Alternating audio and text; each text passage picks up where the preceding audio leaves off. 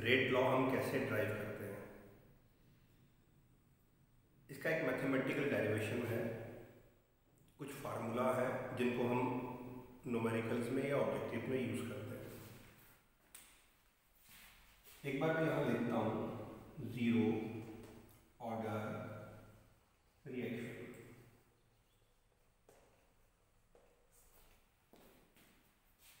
एक ऐसी रिएक्शन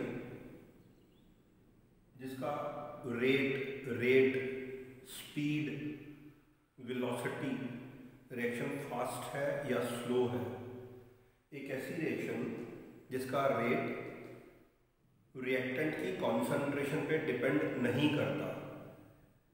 मतलब आप कॉन्सेंट्रेशन जितनी मर्जी इंक्रीज या डिक्रीज कर दो, रिएक्शन के रेट पर कोई फर्क नहीं पड़ता। अगर ऐसा हो तो हम बोलते हैं जीरो ऑर्डर रिएक्शन। अपनी बात को समझाने के लिए मैं आपको एक एग्जांपल दे रहा हूं। मान लीजिए मेरे पास एक कैंडल है और ये कैंडल बर्न कर रही है, ठीक है। बेटा जब कैंडल बर्न करती है तो इसमें दो रिएक्टेंट्स होते हैं, एक वैक्स और दूसरा एयर, ऑक्सीजन। ऑक्सीजन की प्रेजेंस में वैक्स बर्न करता है तो ये कैंडल बर्न होती है। अगर मैं क्या करूं, इस कैंडल के ऊपर ये टम्बलर इन्वर्ट कर दूं, ये ग्लास इन्वर्ट कर दूं, अब क्या होगा? इसका जो फ्लेम है वो डिम होने लगेगा। क्यों डिम होगा? क्योंकि ग्लास के अंदर ऑक्सीजन की कंसंट्रेशन कम होने लगेगी। इससे ये प्रूफ होता है कि जब कंसंट्रेशन ज़्यादा थी तो रेट ज़्यादा था कंबशन का। जैसे जैसे ऑक्सीजन की कंसंट्रेशन कम होने लगी, कंबशन का रेट कम होने लगा। अल्टीमेटली क्या होता है, ये फ्लेम एक्सटिंग्विश कर जाता है, बुझ जाता है। वो क्यों बुझ जाता है? क्योंकि अंदर ऑक्सीजन खत्म हो जाती है। इस एक्सपेरिमेंट से हमें ये समझ आया कि जो कंबशन का रेट है वो ऑक्सीजन की कंसंट्रेशन पर डिपेंड कर रहा है। जैसे जैसे कंसंट्रेशन कम होने लगी, रेट कम होने लगा, और फिर एक स्टेज के बाद ये कंसंट्रेशन बिल्कुल खत्म हो गई ऑक्सीजन की, तो रिएक्शन का रेट खत्म हो गया। मतलब रिएक्शन का रेट ऑक्सीजन की कंसंट्रेशन पर डिपेंड करता है। लेकिन बेटा जो जीरो ऑर्डर रिएक्शन है ना, इस रिएक्शन का जो रेट है ये कंसंट्रेशन पर डिपेंड नहीं करता। कंसंट्रेशन कम है या ज्यादा है, रिएक्शन का जो रेट है वो हमेशा कांस्टेंट रहता है। For example, hydrogen plus chlorine, they can combine and form HCl in presence of light. देखो ये जो रिएक्शन है ना, इस रिएक्शन का रेट जो है वो किसी की भी कंसंट्रेशन पे डिपेंड नहीं करता। इसको वैसे लिखूंगा R = K molar concentration of hydrogen पार 0, मोलर कंसंट्रेशन ऑफ क्लोरीन पार 0। हाइड्रोजन का जो पावर है वो 0 आ रहा है, क्लोरीन कंसंट्रेशन इसका पार भी 0 आ रहा है। अगर मैं दोनों जीरोस को ले लूं, anything raise power 0 is 1, then I will write R = K। इसका मतलब होता है R rate that will be constant. इसका मतलब ये होता है जो रेट है ना वो हाइड्रोजन की कंसंट्रेशन पर डिपेंड करता, ना वो क्लोरीन की कंसंट्रेशन पर डिपेंड करता है। अब ये क्यों नहीं करता, ये एक अलग डिस्कशन है, ये अलग लेक्चर है। रेट हाइड्रोजन की कंसंट्रेशन पर भी डिपेंड नहीं करता, रेट क्लोरीन की कंसंट्रेशन पर भी डिपेंड नहीं करता। इस रिएक्शन का रेट कांस्टेंट है। अगर ऐसा हो तो हम बोलते हैं जीरो ऑर्डर रिएक्शन। एक्चुअली में ये रिएक्शन लाइट की प्रेजेंस में होता है। इस रिएक्शन का जो रेट है वो लाइट की इंटेंसिटी पे डिपेंड करता है। अगर लाइट की इंटेंसिटी आप चेंज करेंगे ना तो रेट चेंज हो जाएगा, और अगर लाइट की इंटेंसिटी कांस्टेंट है, इस रिएक्शन का रेट हमेशा के लिए कांस्टेंट है। आप हाइड्रोजन डबल कर दो, आप क्लोरीन डबल कर दो, बेटा रेट पर कोई फर्क नहीं पड़ता। अगर ऐसा हो तो हम बोलते हैं ये जीरो ऑर्डर रिएक्शन। चलिए मैं थोड़ा और इसको एक्सप्लेन करने की कोशिश करता हूं, और मैं होप करता हूं कि मेरे समझाने से आपको कॉन्सेप्ट समझ आ जाए। ऐसा करते हैं हम इस रिएक्शन को मान लो लेबोरेटरी में अटेम्प्ट करते हैं, ट्राई करते हैं। कैसे करते हैं? ये मैंने एक ग्लास का कंटेनर ले लिया, ग्लास का कंटेनर ले लिया। अब इस कंटेनर में मैंने हाइड्रोजन ऐड किया 1 मोल, जस्ट कोई क्वांटिटी ले ली, क्लोरीन भी ऐड कर दिया 1 मोल। और मान लो ये रिएक्शन अभी मैं इस डार्क रूम में कर रहा हूं। मान लो एक रूम है जो बिल्कुल डार्क है, इसमें कोई लाइट नहीं है, हाइड्रोजन प्लस क्लोरीन। अगर मैं डार्क रूम में दोनों को मिक्स कर दूं तो बेटा कोई रिएक्शन नहीं होगी। इस रिएक्शन को होने के लिए लाइट का होना बड़ा जरूरी है। जब तक लाइट नहीं है रिएक्शन पॉसिबल ही नहीं है। The reaction is not possible in dark. चलिए मान लीजिए मैंने लाइट्स ऑन कर दी। अच्छा बेटा, जैसे मैं लाइट को ऑन करता हूं, लाइट में से ना फोटान निकलते हैं और फोटान में एनर्जी होती है। देखिए आप, ये जो क्लोरीन का मॉलिक्यूल है इसने फोटान एब्जॉर्ब किया, लाइट के आते ही क्लोरीन मॉलिक्यूल ने फोटान एब्जॉर्ब किया। इस फोटान की एनर्जी से इसका बॉन्ड ब्रेक हो गया और ये बन गया क्लोरीन रेडिकल। ठीक है, तो लाइट ने क्या किया, इस रिएक्शन को शुरू कर दिया, क्लोरीन मॉलिक्यूल का बॉन्ड ब्रेक किया और बना दिया रेडिकल। और ये जो रेडिकल है अब ये हाइड्रोजन से कंबाइन कर सकते हैं, तब जाके बन जाता है HCl। This is how this reaction proceeds.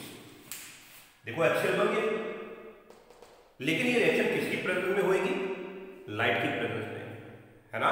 Photon इस रिएक्शन को इनिशिएट कर रहा है और जब डार्कनेस थी, फोटान नहीं था, ये रिएक्शन इनिशिएट ही नहीं हो रही थी, स्टार्ट ही नहीं हो रही थी। नंबर 2, बेटा इस रिएक्शन का जो रेट है, कितने HCl बनेंगे, ये डिपेंड करेगा फोटान के नंबर पर। मान लो 1 फोटान है तो 2 मॉलिक्यूल बन जाएंगे, 1 फोटान है तो 2 मॉलिक्यूल बन जाएंगे। Am I right? अगर 2 फोटान है तो 4 मॉलिक्यूल बनेंगे, अगर 10 फोटान है तो 20 मॉलिक्यूल बनेंगे। तो रिएक्शन का जो रेट है वो लाइट की इंटेंसिटी पे डिपेंड कर रहा है। मान लो इस कमरे में आपने और बल्ब लगा दिए तो रिएक्शन फास्ट हो जाएगी, अगर बल्ब कम कर दिए रिएक्शन स्लो हो जाएगी। आप हाइड्रोजन या क्लोरीन को चेंज करेंगे उससे फर्क नहीं पड़ेगा, रिएक्शन के रेट पर फर्क पड़ेगा तो लाइट की इंटेंसिटी से हाइड्रोजन या क्लोरीन की कंसंट्रेशन से फर्क नहीं पड़ेगा। अगर ऐसा हुआ तो मैं बोलता हूं जीरो ऑर्डर रिएक्शन। ऐसा क्यों है जीरो ऑर्डर, बात समझिए आप लोग। इस रिएक्शन का जो रेट है वो लाइट की इंटेंसिटी पर डिपेंड कर रहा है, हाइड्रोजन या क्लोरीन की कंसंट्रेशन चेंज करने से फर्क नहीं पड़ रहा। अब ना ऐसी रिएक्शन का अगर मुझे रेट लॉ निकालना है ना, इंटीग्रेटेड रेट लॉ निकालना है, वो कैसे फाइंड आउट करना है, जरा उस पर बात करते हैं।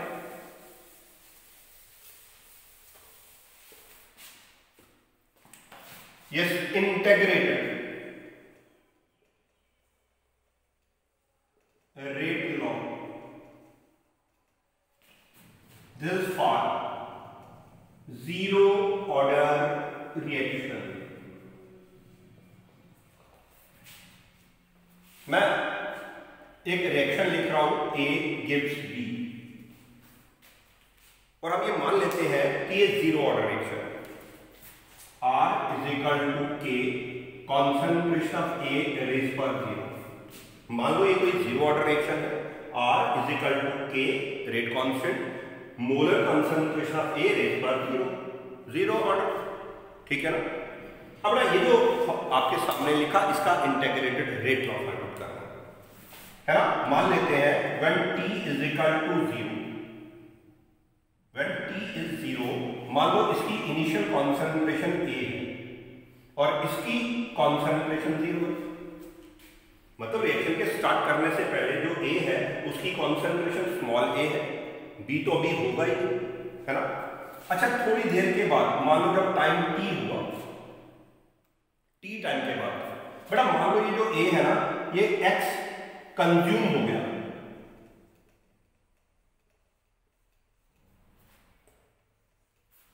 है ना।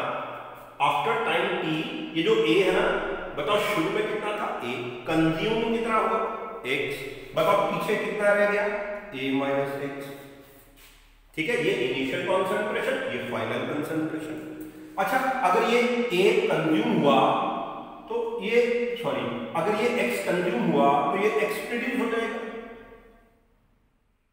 तो T टाइम के बाद इसकी अमाउंट इसकी कंसंट्रेशन x आ जाएगी। एक बार फिर, इनिशियल कंसंट्रेशन इसकी स्मॉल a है, ये तो है ही नहीं। अब t टाइम के बाद ये x कंज्यूम हुआ, ये x कंज्यूम हुआ तो ये x प्रोड्यूस हो गया। अब ये पीछे कितना रह गया, a माइनस x, और ये कितना प्रोड्यूस हो गया, x। ओके, अब ये वैल्यूज जो है ना, मैं इस फार्मूला में पुटअप कर रहा हूं। ये लिखा मैंने रेट, इसको लिखूंगा dx बाई dt, रेट का फार्मूला है ना। Change in molar concentration upon change in time, x amount concentration, dx change in concentration upon dt is equal to k a raise power 0। अब इसको हटा देता हूं, dx is equal to k dt, ये भी ठीक है, a हटा दिया मैंने, dt बराबर। अब ये जो dx is equal to k dt है, इसको हमें इंटीग्रेट करेंगे, integrate both sides, so it is dx is equal to k dt। Integrate करेंगे, t is equal to 0, t is equal to t, है ना, 0 और t टाइम के बीच में। बट अगर टाइम 0 है तो कॉन्सेंट्रेशन, इनिशियल कॉन्सेंट्रेशन a है ना, और जब टाइम t है ना, तो अमाउंट कंज्यूम्ड इसकी x। अब इसको इंटीग्रेट करेंगे, जैसे इसको इंटीग्रेट करते हैं, you get x equals to k constant है ना, और dt को इंटीग्रेट किया बेटा t आ गया, dx को इंटीग्रेट किया तो x आ गया, k कांस्टेंट है, और dt को इंटीग्रेट किया तो t आ गया, प्लस i आ गया विच इज इंटीग्रेशन कांस्टेंट।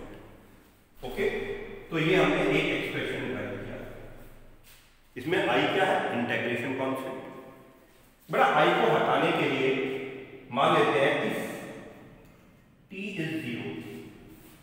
आप बताइए, अगर t 0 होगा देन x इज ऑल्सो 0। जब टाइम 0 है तो अमाउंट कंज्यूम्ड तो 0 है, ये वैल्यू यहां पुट करें, 0 is equal to 0 plus i। Okay, therefore i equals to 0। अब ये i की वैल्यू मैं यहां पुट कर रहा हूं, तो आ रहा है हमारे पास yes x is equal to k, i की जगह 0 आ गया। ये जो फार्मूला है, no this formula belongs to zero order reaction, x is equal to k t। इसको हम ऐसे भी लिख लेते हैं, k is equal to x by t। अब मैंने सिंपलिसिटी के लिए k के नीचे 0 लिख रहा हूं, क्योंकि ये फार्मूला जीरो ऑर्डर को पर्टेन करता है। Rate constant for zero order reaction is equal to x by t। What is k0? Rate constant for zero order. What is x? Amount consumed. And what is t? Time taken. That is equal to amount consumed divided by time taken. ये formula important है zero order का, objectives में numerical में use होगा। k is equal to x by t, k for zero order that is x by t। एक बार बता दीजिए what is x? Amount consumed. And what is t? Time taken. ठीक है, अगर आपसे पूछा जाए बताओ ये जो रेट कांस्टेंट जीरो ऑर्डर का आ रहा है इसका यूनिट क्या आएगा, तो बताओ x अमाउंट का यूनिट क्या होता है? अमाउंट मतलब कंसंट्रेशन, मोल्स पर लीटर, है ना। कंसंट्रेशन का यूनिट मोल पर लीटर, और t का यूनिट टाइम। तो यूनिट क्या बनेगा k का? मोल पर लीटर पर सेकंड। ओके, मोल पर लीटर पर सेकंड, है ना। Unit of k will be mole per c। यहां लिखता हूं unit of k for zero order will be moles per litre per second. You can call it molar per second, m per second, that is the unit of k। अब ये जो k not है इसको लिखना है, ये आ गया इसका इंटीग्रेटेड फॉर्म, याद रखना है k not is x by t। अब इसका एक फार्मूला और भी है, जरा वो कैसे है वो मैं लिख के बताता हूं आपको।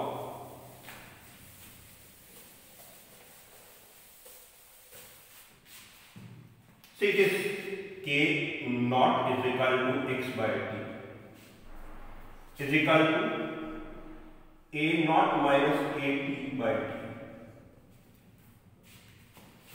a naught बोलते हैं इनिशियल कॉन्सेंट्रेशन, जीरो मतलब जीरो टाइम पे कॉन्सेंट्रेशन, और t टाइम पे कॉन्सेंट्रेशन। ठीक है ना। a naught कई बार ना a naught और a की बात है, A T is equal to A minus X. Final concentration जो है ना ए माइनस एक्स, उसको हम ए टी लिख लेते हैं और इनिशियल कंसंट्रेशन को ए लिख लेते हैं। तो बताओ ना, ए माइनस एक्स करेंगे तो ये आ जाएगा एक्स बाय टी, ठीक है ना। ए की जगह अगर आप लिख देते हैं ए, और ए नॉट ए टी की जगह अगर आप लिखें ए माइनस प्लस एक्स हो जाएगा, तो वही आ जाएगा। So A naught is equal to x by t या A naught minus A t by t. A naught आ गया इनिशियल कंसंट्रेशन, ए टी आ गया फाइनल कंसंट्रेशन, और टी आ गया। Okay, so this is another formula for zero order reaction. तो बेटा ये था हमारा अभी का discussion, integrated rate law for zero order reaction. इसको अपने नोटबुक पर उतार लीजिएगा और एक या दो बार खुद लिख लीजिएगा, ठीक है। अब नेक्स्ट डिस्कशन में हम जीरो ऑर्डर का हाफ लाइफ पीरियड डिस्कस करेंगे। प्लीज, नमस्कार, प्लीज, थैंक यू।